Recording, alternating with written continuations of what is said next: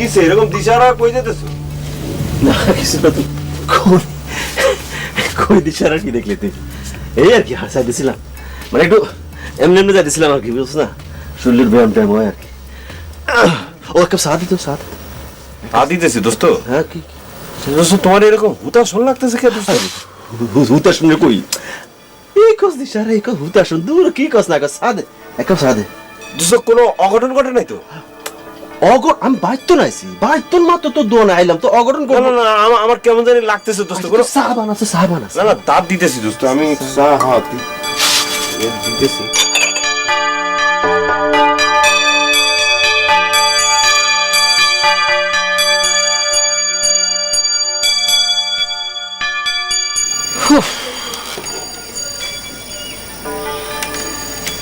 কি হলো? আইতে না আইতে ঠিক পেয়ে গেলাতে। কলের গান চালু হয়ে গেছে। এক গ্লাস পানি দাও।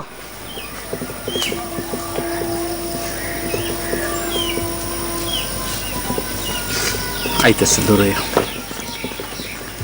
পানি দিতে কইলাম যে কান দিয়ে ঢুকে নাই।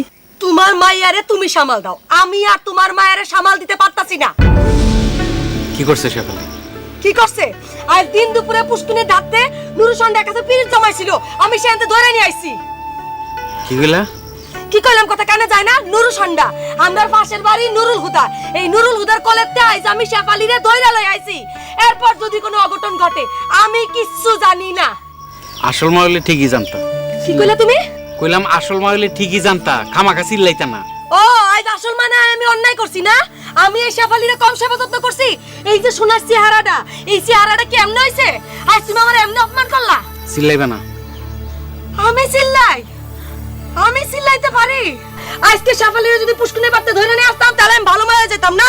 আর আসল মাইলে কি করতো? পুষ্কুনির ধারে রং ঢঙে বসায় মিষ্টি খাইতো না। বান্দির বাচ্চা বান্দি, কইলাম যে চিল্লাবি না, বান্দি শোনাস না, কান দিয়ে ঢুকা নাই। নুরুল হুদার কলের তন তোমার মায়ের ধরে নিয়ে এসে আমি আজকে খারাপ কাজ করছি না? আর যদি এগুলা শুনি আমি নিজের হাতে গলা টিপে মাইরে ফেলাম। আজ থেকে তোর বাইরে যাওয়া বন্ধ। একদিনও যদি বাইরে যাস তোর আমি ত্যায্য করব।